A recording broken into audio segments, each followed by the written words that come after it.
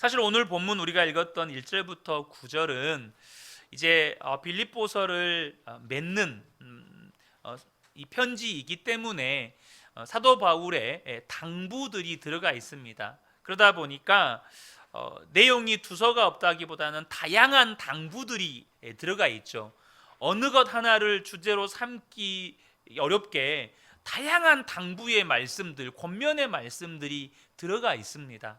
하지만 오늘 이 본문 말씀을 우리가 나누겠지만 자세히 보면 오늘 설교 제목이 사실 1절부터 9절, 아니 사실은 이 빌립보서 전체 혹은 사도 바울의 바울서신 전체를 포괄한다고 말씀을 드려도 여러분 과언이 아닐 정도로 사실 오늘 이 본문의 설교 제목이 중요합니다.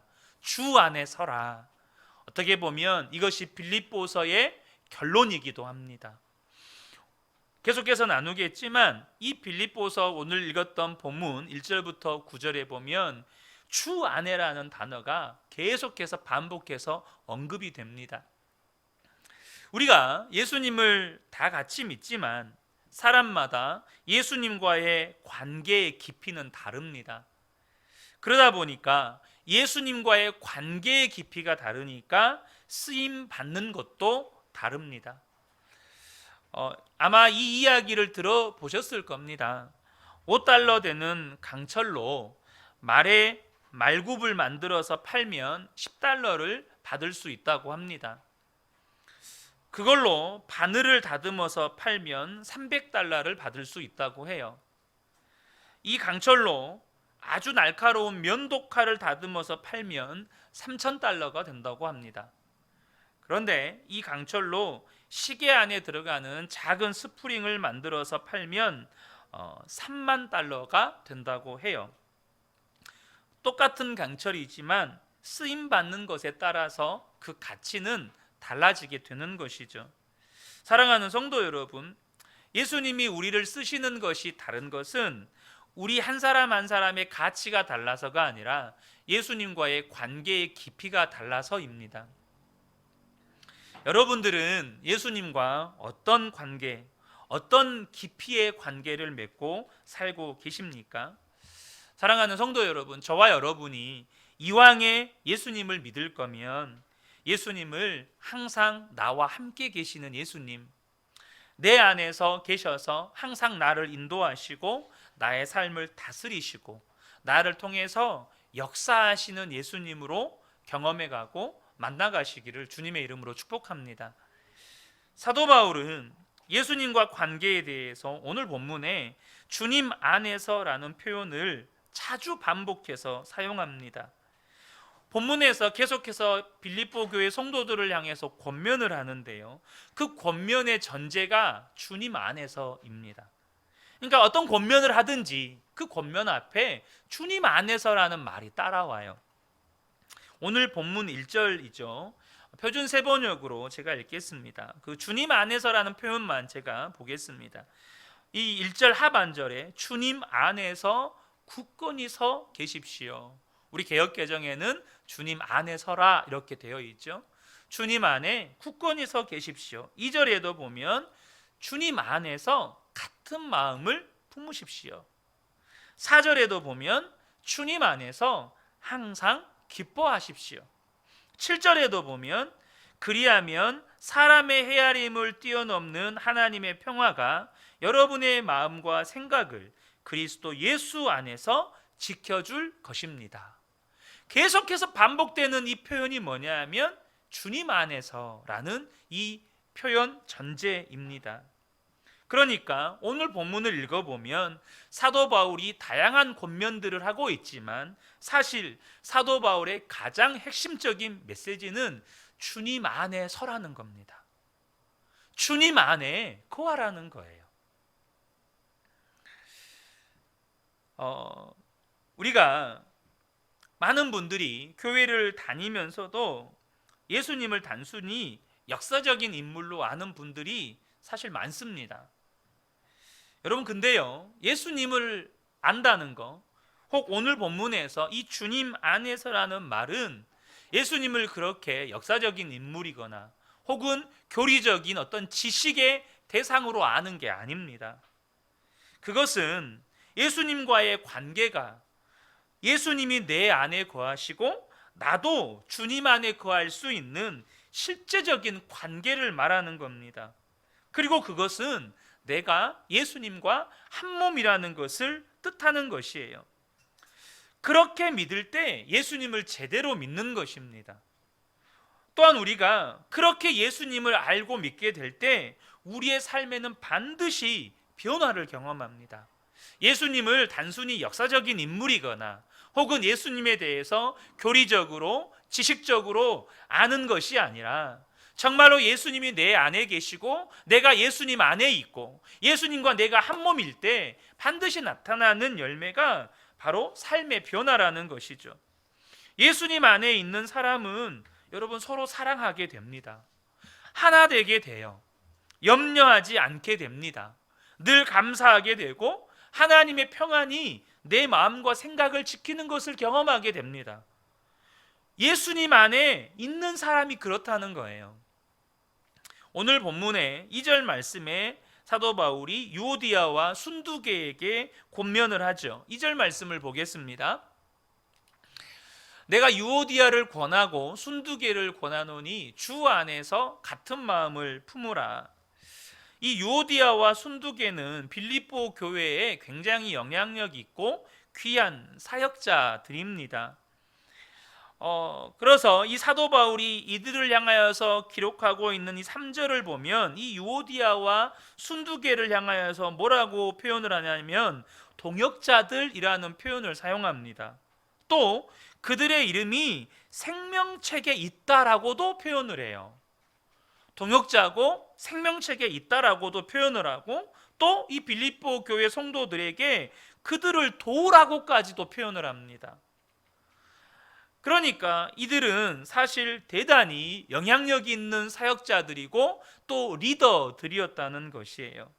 그런데 문제는 이 두 사람이 마음이 하나 되지 못하고 서로 싸우고 있었다라는 것입니다. 여러분, 두 사람이 오직 싸웠으면 사도 바울이 그때 당시 이것이 성경 66권에 들어갈 줄로 알고 이것을 썼겠습니까? 그냥 빌립보 교회에 보내는 편지로 쓰는 거죠. 그런데 여러분 보세요. 어쨌든 빌립보 교회에 보내는 편지니까 빌립보 교회 성도들에게 공개적으로 보내는 서신이잖아요. 오직해서 싸웠으면 이 공개적인 서신에다가 이름을 언급하면서 이 유오디아와 순두계에게 여러분 그럼 둘이 마음을 같이 하라고 한 마음 되라고 여러분 권하겠습니까? 그러니까 이 두 사람의 관계가 정말 좋지 않았다는 것이죠. 여러분 믿음이 좋은 성도들도요 서로 하나 되지 못하고 싸울 수 있습니다. 서로 시기하고 다투고 싸울 수 있어요. 목사이고 장로이고 권사이고 집사여도 서로 싸울 수 있습니다. 왜냐하면 우리는 육신을 가지고 있기 때문이죠. 혈기도 있고 판단도 되고 또 미운 사람도 있고 갈등할 수도 있고 싸울 수도 있습니다. 그런데 제가 계속해서 싸울 수도 있다라는 이 표현을 쓴 것을 여러분들이 오해하시면 안 되는 것이 싸울 수도 있으니까 그 상태를 받아들이자는 말이 절대 아닙니다. 오늘 본문의 사도 바울이 싸울 수도 있으니까 그래 싸울 수 있어. 그것을 그대로 받아들여라. 그렇게 늘 싸워도 된다. 이 말을 하는 게 아니라는 거예요. 오히려 사도 바울의 이야기는 그러면 안 된다는 겁니다.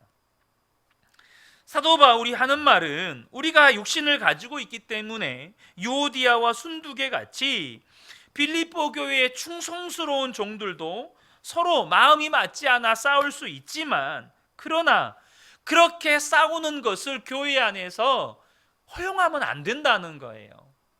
그것을 그대로 그냥 그래 싸울 수 있지 하고 그냥 그대로 방치하면 안 된다는 겁니다.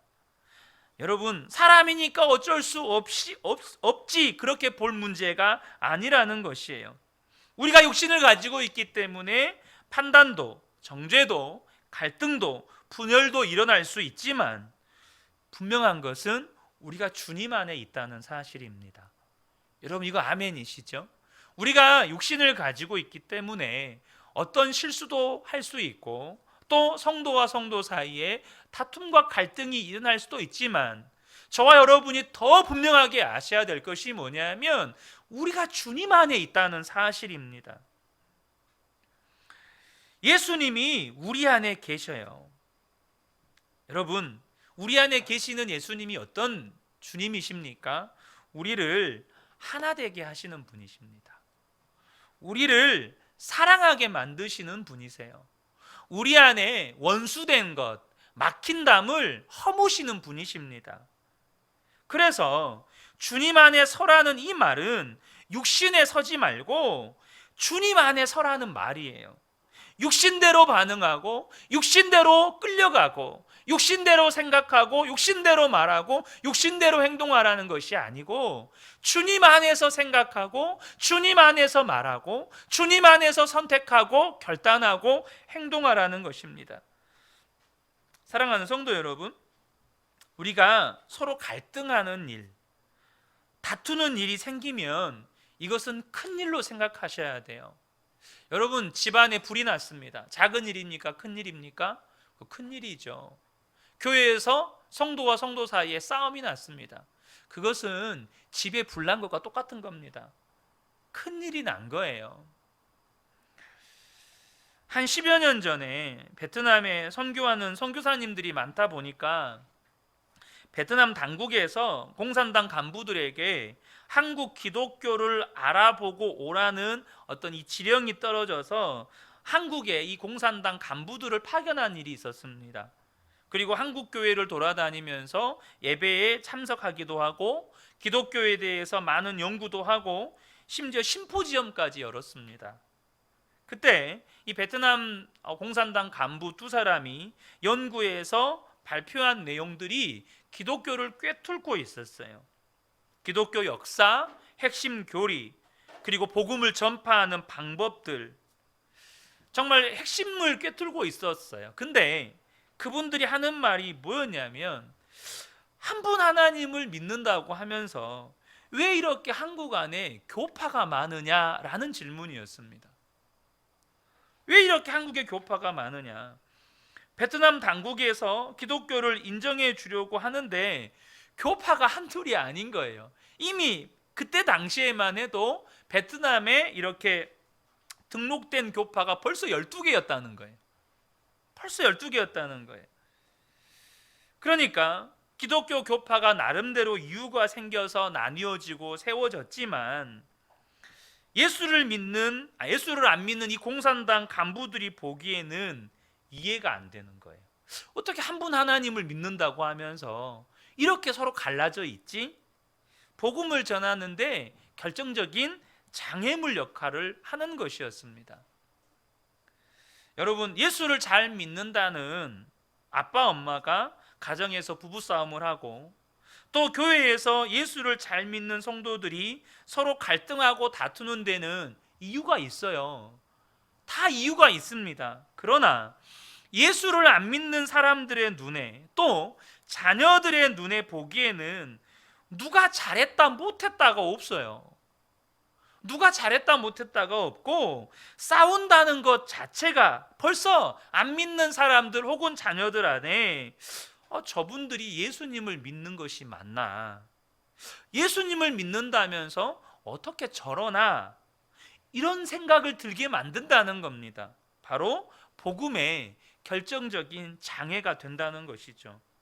그러므로 저와 여러분이 싸울 수도 있지, 갈등할 수도 있지, 그것은 진짜 하나님의 마음을 모르는 거예요. 그렇게 다투고 싸우는 것이 그럴 수 있지만, 얼마든지 그럴 수 있지만, 그것이 복음의 장애물이 돼요. 예수님께서 그런 말씀을 하시잖아요. 형제를 실족하게 하지 않는 일이 없을 수는 없어요. 내가 원하든 의도했든 의도하지 않았든 나의 어떤 말과 나의 어떤 행동이 누군가를 실족하게 할 수 있단 말이에요. 그런데 주님이 뭐라고 하십니까?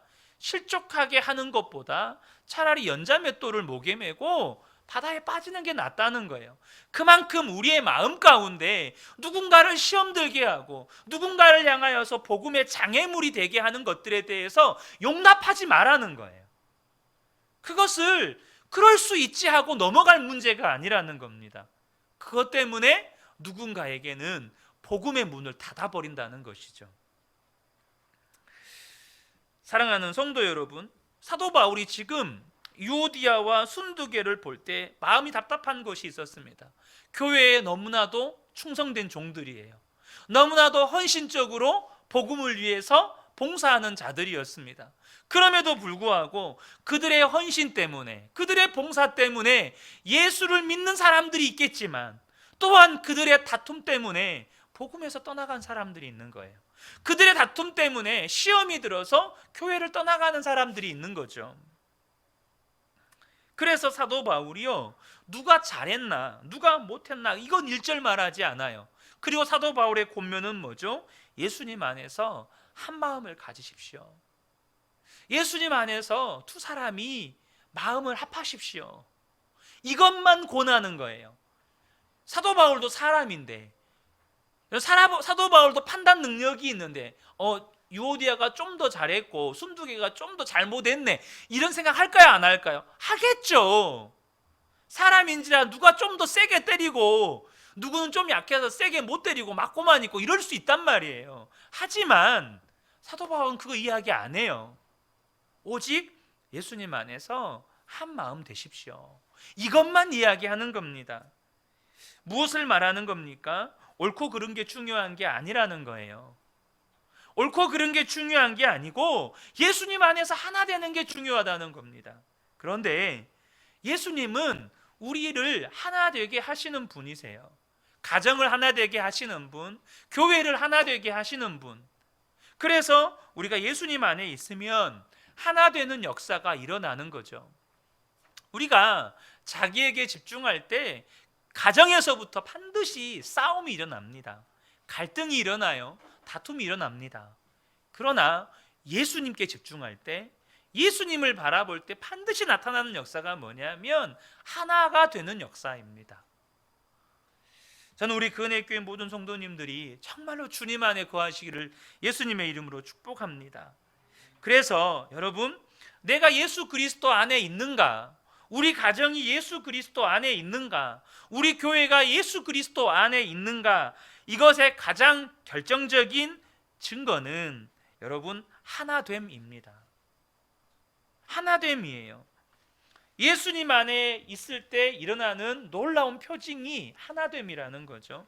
4절을 보면 사도 바울이 항상 기뻐하라고 말씀합니다.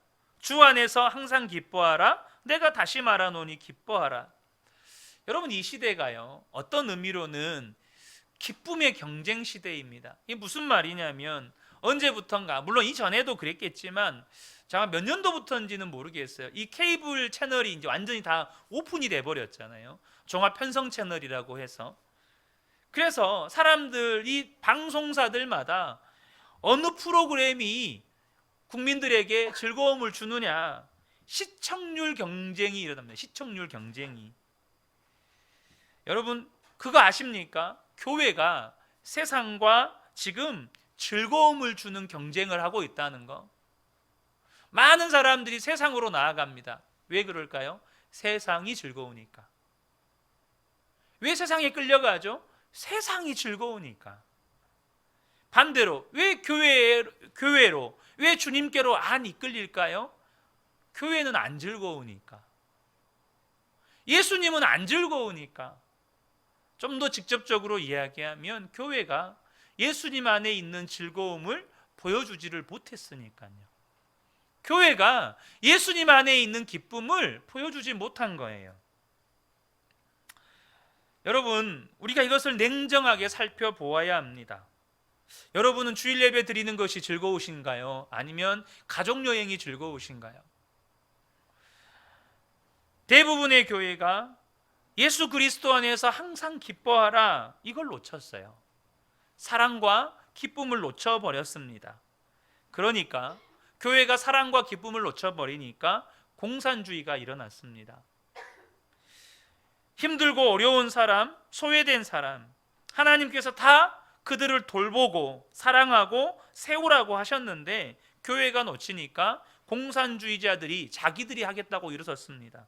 우리가 모든 사람들 평등하게, 모든 사람들 먹여 살리고 행복하게 살게 해주겠다. 우리가 유토피아를 건설해 주겠다. 그래서 지난 한 세기 동안 전 세계가 여러분 얼마나 이 이데올로기로 신음을 했습니까? 여러분 공산주의로 인해서 수천만 명이 죽었습니다. 러시아에서만 4천만 명이 죽었어요. 중국에서만 2,700, 정확한 통계가 아닙니다. 중국에서만 공산혁명으로 2,700만 명이 죽었다고 이야기해요.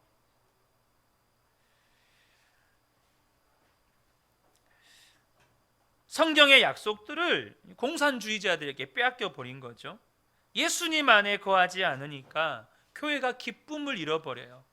그래서 교회는 이것이 경건이다, 기쁨을 잃어버린 것을 이것이 거룩이다 라고 포장을 하고 있는 거죠. 여러분, 저와 여러분이 기억하시면 좋겠습니다. 예수님 안에 있으면 기쁨이 회복됩니다. 예수님 안에 있으면 기쁨이 회복돼요. 미국의 유명한 척 스미스 목사님이 갈보리 채플 교회를 섬길 때 처음에 히피들에게 전도하는 일을 하나님으로부터 사명으로 받습니다.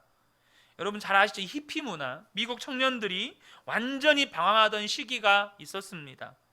모든 권위를 다 부정하고 모든 법규, 규범을 부정하고 모든 도덕도 부정하고 맨발로 청바지 입고 통기타 들고 아무 데서나 자고 머리 안 자르고 수염 덥수룩하게 기르고 술과 마약에 쩔어 살고 거의 폐인처럼 돌아다니면서 지내는 것이 한때 미국 사회를 완전히 휘어잡았습니다. 척 스미스 목사님이 그들에게 찾아가 복음을 전했습니다. 그런데 놀라운 일이 벌어졌습니다. 그들이 복음을 받아들이기 시작한 거예요. 예수 그리스도 안에서 그들의 방황에 답을 얻은 겁니다. 그들이 교회로 나오기 시작했습니다. 그런데 문제는 교회가 준비되어 있지 않았다는 것입니다.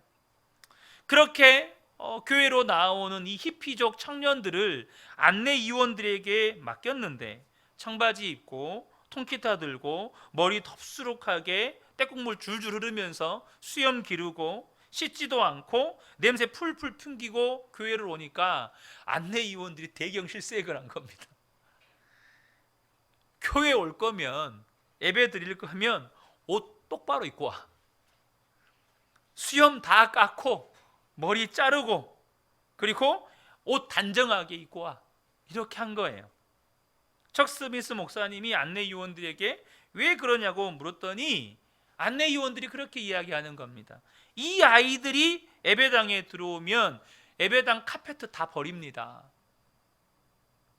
흙 묻은 발 그대로 들어오면 예배당 관리가 안 됩니다. 이런 거예요. 그러자 척 스미스 목사님이 그러면 카펫 다 걷어버립시다. 카펫 때문에 예수님 믿어보겠다고 복음 들어보겠다고 오는 청년들을 오지 못하게 막는다면 이거 다 걷어버립시다. 여러분, 우리가 교회 나올 때 주님 앞에 나오는 거니까 단정하게 나와야죠. 예배 드릴 때 단정하게 드려야 합니다. 왜냐하면 여러분 교회에는 질서가 있어야 해요. 왜냐하면 하나님이 질서의 하나님이시니까. 그런데요, 그게 중요한 게 분명한데 그 밑바탕에는 기쁨이 있어야 합니다. 거룩함에 기쁨이 있어야 돼요. 질서에 기쁨이 있어야 돼요. 왜냐하면 주님이 우리에게 기쁨의 하나님이시기 때문에 그렇습니다. 구원은 기쁨이고 구원은 자유입니다. 히피족들이 말하는 그 무질서한 자유를 말하는 거 아니에요. 하지만 분명히 구원 안에는 여러분 세상이 줄 수 없는 기쁨이 있어요. 그런데 교회가 그걸 다 놓쳐버려요. 어떤 질서, 그것도 인간들이 정해놓은 질서 안에서 인간들이 정해놓은 이 성도들이 사람들이 정해놓은 전통 안에서 기쁨을 다 잃어버려요. 그래서 그것을 어기면 이건 큰일 나는 거예요. 사실 제가 어렸을 때 다녔던 모교회도 지금 100년의 역사가 넘은 교회입니다. 제가 중고등부 때 우리 중고등부 임원들이 교회 학교 임원들이 큰 결단을 했습니다. 야, 우리도 그 한 달에 한 번은 예배당 청소 봉사를 하자. 그래서 한 달에 한 번씩 그 이제 어른들이 예배 드리는 그 예배당을 토요일 날 나와서 우리 중고등부 아이들이 청소를 하는 거예요. 근데 거기에는 하나의 중요한 규칙이 있었습니다. 뭔지 아십니까? 강대상이 놓여 있는 단상은 저희들이 올라가면 안 되는 거였습니다. 저희들이 청소하면 안 되는 거예요. 거기는 딱 그것을 청소하시는 분이 정해져 있어요. 절대 올라가면 안 되는 거예요. 큰일 나는 거죠. 저는 그때 그게 잘 이해가 안 됐어요. 물론 지금은 이해는 합니다. 하지만 그것이 옳다고 지지하지는 않습니다. 사랑하는 성도 여러분, 저와 여러분 안에 기쁨이 있는가 보셔야 합니다. 그래야 이분이 진짜 예수님을 믿는구나. 그래야 이 교회가 진짜 예수님이 주인 되신 교회구나. 이것을 알 수 있는 거예요. 지금 기쁨이 없다면 그것은 두 가지 중에 하나입니다. 예수님을 안 믿거나 예수님을 믿지만 나의 시선이 주님께 머물러 있지 않은 겁니다. 나의 시선이 주님을 향해 있지 않은 거예요. 여러분, 기쁨을 놓쳤다면 우리 잘해봅시다. 이게 잘하는 게 아닙니다. 예수님 안에 사는 것이 놀라운 기쁨의 삶의 여러분 근원입니다. 주 안에 서라는 이 말은 이제는 예수님을 막연하게 믿지 말고 정말로 예수님이 내 안에 오셨고 나도 그분 안에 있고 이제 예수님과 내가 하나다. 그렇게 예수님을 믿으라는 겁니다. 예수님 내 안에 오셨고 나도 예수님 안에 있고 예수님과 내가 하나니까 내 생각을 예수님이 다스리시고 내 입술의 말을 예수님이 다스리시고 내 삶을 주님이 다스리셔서 주님이 인도하시는 대로 나는 간다. 주님이 이끄시는 대로 나는 살아간다. 19세기에 중국 선교사로 갔던 앤 왈터 핀 자매가 이 자매는 영국의 의과대학을 나오는 여러분 엘리트입니다. 근데 26살의 나이에 그도 19세기에 중국 선교사로 간 거죠. 부모님들로서는 너무나도 안타까운 일이고 말리고 싶은 일이었습니다. 왜냐하면 당시 중국은 한번 가면 살아올지 보장할 수가 없는 나라였습니다. 그런 나라를 결혼도 하지 않는 이 싱글 자매가 26살에 선교사로 가겠다는 거예요. 그런데 이 앤 자매의 마음을 이 부모님들이 막을 수가 없었어요. 결국 중국으로 갔습니다. 근데 소식이 없는 거예요. 잘 지내는지 몸은 안 아픈지 소식이 없는 거죠. 여러분 제가 군대 갔을 때 아마 다 경험해 보셨을 텐데 군대 갔을 때 처음엔 사복 입고 가잖아요. 사복 입고 가서 훈련소에 들어가면 그 사복을 전투복으로 싹 갈아입습니다. 신발부터 전부 다 갈아입어요. 그리고 그것을 이제 소포로 포장해서 집으로 보냅니다. 저희 어머니가 그 소포로 온 사복, 신발 부둥켜 안고 엄청 우셨다고 하더라고요. 그렇게라도 소식이 오면 그래도 감사한 거죠. 근데 여러분 중국에서 살아있는지 죽었는지 소식이 없어요. 어느 날 어느 분이 중국으로 가신다고 하길래 이 앤의 어머니가 그분에게 210달러라는 금전을 쥐어드리고 한 가지 부탁을 했습니다. 뭐냐면 중국에 가시면 우리 딸 좀 찾아봐 주세요. 어떻게 지내는지 잘 지내면 전보에다가 한 글자만 넣어서 보내주세요. 많이도 말고 한 글자만. 엄마 나 잘 지내요. 엄마 나 안전해요. 이것만 보내주세요. 그렇게 부탁을 했어요. 정말로 얼마 후에 딸에게 전보가 왔습니다. 얼마나 반가웠겠어요. 안전하다는 글자를 확인하고 싶어서 전보를 펼쳤는데 안전하다는 말이 없는 거예요. 그리고 다른 말이 쓰여져 있었습니다. 그게 뭐였을까요? 엄마 즐거워요 였습니다. 엄마 즐거워요. 여러분 19세기, 그러니까 1800년대죠. 그것도 26살 자매가 목숨을 담보할 수 없는 이 중국에 가서 즐거운 일이 뭐가 있겠어요? 그 자매가 즐거울 수 있는 일이 뭐가 있겠어요? 뭘 말하는 겁니까? 예수님 안에서 즐거울 수 있는 겁니다. 사랑하는 성도 여러분, 그렇기 때문에 저와 여러분이 정말로 예수님 안에 서야 한다는 것이에요. 우리의 삶을 볼 때 여러분들이 즐거워할 수 있을 만한 일들이 얼마나 있습니까? 별로 없잖아요. 그러나 예수님 안에 설 때 즐거워할 수 있다는 겁니다. 6절에 보면 염려거리가 많아도 염려하지 말고 감사함으로 기도하라고 권합니다. 6절입니다. 아무것도 염려하지 말고 모든 일을 오직 기도와 간구로 여러분이 바라는 것을 감사하는 마음으로 하나님께 아뢰십시오. 여러분, 사실 우리의 심정은 이것도 걱정되고 저것도 불안하고, 여러분 그렇지 않습니까?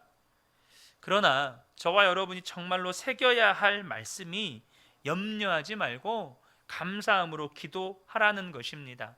그런데 여러분 기억하셔야 됩니다. 오늘 본문의 말씀에 모든 권면의 전제에 뭐가 있다고요? 주님 안에서. 염려하지 않고 감사함으로 기도가 어떻게 가능합니까? 주님 안에 설 때 가능합니다. 저와 여러분이 주님 안에 설 때 염려를 멈추고 감사함으로 기도하는 일이 가능하다는 거예요. 8절을 보면 바울의 마지막 부탁이 나옵니다. 사도 바울이 빌립보 교회 성도들에게 하고 싶은 마지막 말, 얼마나 중요한 말이겠어요. 여러분 잘 아신 것처럼 빌립보서 역시 여러분 옥중서신입니다. 그러니까 바울이 언제 죽을지 모르는 거예요. 이 편지를 마무리하면서 쓰는 당부니까 얼마나 중요한 것들을 썼겠어요. 마지막으로 형제 자매 여러분, 무엇이든지 참된 것과 무엇이든지 경건한 것과 무엇이든지 옳은 것과 무엇이든지 순결한 것과 무엇이든 사랑하는 것과 무엇이든지 명예로운 것과 또 덕이 되고 칭찬할 만한 것이면 이 모든 것을 생각하십시오. 참 권면이 많죠. 이거 다 외우려고 해도 쉽게 안 외워질 겁니다. 권면이 많아요. 근데요 여러분, 안 외우셔도 돼요. 여러분 하나만 하시면 됩니다. 하나만. 뭡니까? 예수님 안에 거하시면, 예수님 안에 서면 주님이 나를 통해서 이 일들을 하십니다.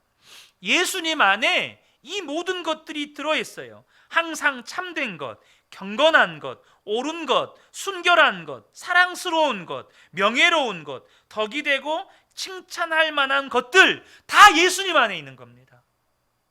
그러니까 저와 여러분들이 이거를 하려고 몸부림치는 게 아니고 예수님 안에 서는 게 중요하다는 거예요.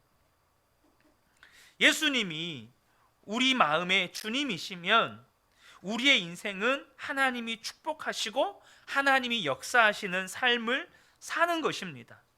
그러나 저와 여러분이 다른 생각을 품고 살면 아무리 교회를 오래 다녀도 하나님은 우리를 통해서 역사하실 수가 없어요. 여러분 마음 안에는 지금 무엇이 채워져 있나요? 여러분의 마음을 채우고 있는 건 지금 뭡니까? 돈인가요? 건강인가요? 어떤 문제의 해결입니까? 여러분의 마음을 채우고 있는 게 뭔가요? 어거스틴이 어느 날 꿈을 꾸었습니다. 죽고 난 다음에 천국문 앞에 가 있었어요. 천국 수문장이 어거스틴에게 물었습니다. 당신은 누구요? 어거스틴이 이렇게 이야기를 합니다. 저는 신실한 크리스천입니다. 그런데 수문장이 이 어거스틴을 향하여서 당신은 크리스천이 아니군요. 당신이 크리스찬이라면 당신의 마음과 생각에 예수님 그분으로 가득 차 있게 될 터인데 내가 보니 당신은 철학자 키케로의 사상과 글들로만 꽉 차 있군요. 우리는 그 사람이 어떤 사람인지 그 마음과 생각에 무엇이 있는지를 보고 판단합니다. 당신은 크리스찬이 아닙니다.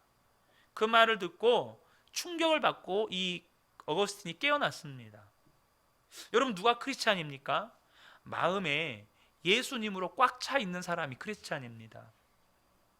생각과 마음이 예수님으로 꽉 차 있는 사람이 크리스찬이에요. 어거스틴은 당시 철학에 심취해 있었습니다. 키케로의 사상과 그의 글들이 그의 머릿속을 가득 채우고 있었어요. 그래서 그가 이런 고백을 하게 됩니다. 나는 크리스천이고 싶다. 그런 거로 나는 크리스천답게 예수님과 그 말씀으로만 마음에 품고 살리라. 여러분, 잘 아시는 것처럼 어거스틴은 위대한 교부가 됩니다. 예수님으로만 마음에 품고 사는 사람이 예수님 안에 서 있는 사람입니다. 그러면 하나님의 평강이 저와 여러분의 마음과 생각을 지키십니다. 7절에 그리하면 사람의 헤아림을 뛰어넘는 하나님의 평화가 여러분의 마음과 생각을 그리스도 예수 안에서 지켜줄 것입니다. 9절에도 그리하면 평화의 하나님께서 여러분과 함께 하실 것입니다. 여러분, 저와 여러분이 정말로 예수님 안에 있기를 원하면 주님은 역사하십니다. 그런데 왜 주님이 역사하지 않으시죠? 내가 예수님 안에 서 있으려고 하지 않기 때문입니다.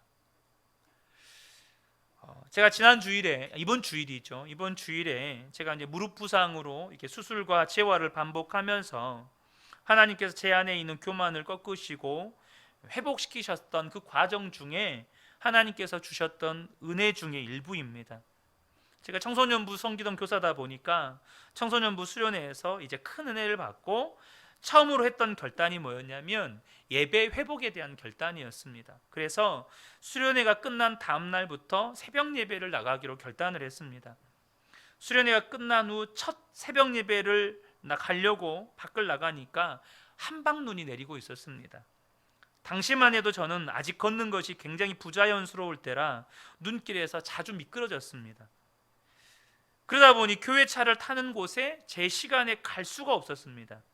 이미 교회 차는 떠나버렸고, 그러나 제 마음 안에 은혜를 포기할 수가 없었습니다. 그래서 그 새벽에 택시를 잡고 멀리 떨어져 있는 교회까지 새벽 예배를 참석했습니다. 그렇게 참석한 새벽 예배마다 하나님께서 은혜를 부어주셨어요. 그러나 2년여 시간 동안 영적으로 짓눌려 지내던 저는 예배를 회복하는 그 시간에 굉장히 큰 영적인 공격들을 받기 시작했습니다. 잠을 자면 가위에 눌리고, 기도를 하면 영적인 짓눌림 속에서 기도가 안 나오는 거예요. 제 입이 묶여버리는 거예요. 기도를 해도, 여러분, 이 표현을 여러분들이 이해하시려는가 모르겠어요. 기도를 해도 제 위에 그냥 어둠의 장막이 덮여서 제 모든 기도가 그냥 막혀 있는 것 같은 느낌. 제 표현을 하면 그렇습니다. 그때 저는 하나님을 찾을 수밖에 없었습니다. 길을 걸어가도 하나님을 찾았고, 걸어가면서 방 안으로 중얼중얼대며 미친 사람처럼 하나님을 찾았습니다. 대학교 4학년 임용시험을 준비할 때라 새벽 예배, 학교 공부, 저녁에 있는 모든 예배에 참석, 그런 생활을 반복하면서 한 번은 몸이 너무 피곤해지는 겁니다. 금요 기도회를 참석했는데 너무 피곤해서 설교 시간에도 기도 시간에도 꾸벅꾸벅 졸았습니다. 이대로 집에 들어가면 새벽 예배를 나올 수 없을 것 같아서 교회에서 잤습니다. 그리고 새벽 예배를 참석했지만 피곤함이 안 풀려서 새벽 예배 또 계속해서 꾸벅꾸벅 졸았습니다. 기도 시간이 되어서 기도는 해야겠는데 피곤함을 이기지는 못하겠고, 피곤함 때문에 머릿속에서 기도의 제목들도 떠오르지를 않는 겁니다. 그때 제가 할 수 있는 것이라고는 그 피곤함 속에서 소리 높여서 주여라고 외치는 것뿐이었습니다. 주여. 그런데 그냥 피곤함 속에서 주여라고 외치는 그 소리 속에 어느 순간 제 마음 깊은 곳에서 통곡이 터져 나왔습니다. 이제 제 육체의 한계에 부딪힌 거죠. 몸도 피곤하고 마음도 지치고. 그런데 주여라고 외치는 그 두 글자의 외침에 제 모든 마음의 소원이 주님께 드려지는 느낌이었고, 주님이 제 속에 네가 기도하지 않아도 내가 다 한다 라는 그런 마음의 음성을 들려주셨습니다. 사랑하는 성도 여러분, 주님이 저를 그렇게 만나주셨고 그 시간들을 통해서 저를 일으켜 세워주셨어요. 우리가 살아갈 때 여러 가지 힘든 일도 많고 시련도 많고 유혹이 올 때도 많아요. 그런데 그때 어떻게 하면 주님 안에 설 수 있죠? 어떻게 주님 안에 설 수 있느냐는 겁니다. 여러분, 그것은 그곳에서 정말로 주님을 찾는 것입니다. 그곳에서 정말로 주님을 찾는 거예요. 주님이 아니면 안 되기에, 주님이 아니면 나는 소망이 없기에 길을 걸어가더라도 미친 사람처럼 주님을 찾고, 때로는 피곤함에 지쳐서 더 이상 기도도 안 나오는 그때에 내가 할 수 있는 것이라고는 주님을 부르는 것밖에 없으니 그냥 주님을 부를 때 주님이 나를 찾아오시는 겁니다. 아니, 내 안에 계신 주님이, 이미 나를 한 번도 떠나보신 적이 없는 주님이 내 삶에 역사하시는 것입니다. 사랑하는 성도 여러분, 무릎을 꿇을 때도 필요하겠고 저와 여러분이 진심으로 주님을 찾을 때가 있겠죠. 기억하십시오. 주님을 진심으로 찾으시면 주님은 반드시 역사하십니다. 우리로 주님 안에 서게 하신다는 거예요. 저는 우리 모든 성도님들이 지금 저와 여러분의 삶의 상황과 환경과 형편이 어떠하든지 여러분이 서 계신 그곳에서 주님을 간절히 찾게 되시기를 축복합니다.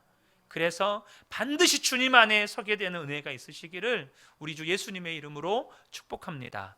아멘.